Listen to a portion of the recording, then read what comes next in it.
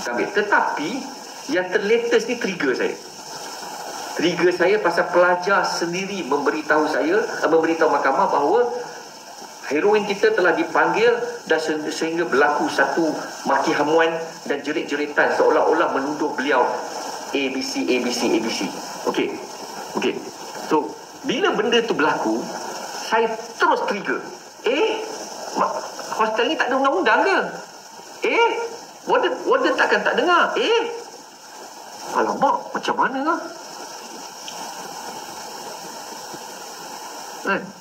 Jadi saya mohon, saya bukan nak menuduh siapa kat sini. Saya cuma memohon penjelasan supaya kalau dapat adalah wakil peguam ni bertanyakan kepada pihak berwajib nanti di sekolah sana, tak kira cikgu apa, adakah dia aware about the Circle 19. Satu. Keduanya lah, kalau pelajar boleh katakan bahawa boleh terdengar satu asrama, warden tak dengar ke?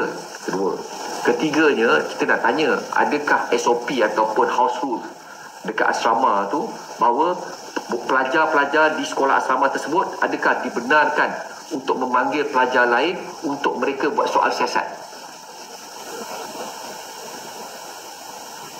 Kalau benda tu salah, maknanya adalah satu kesalahan. It's a crime.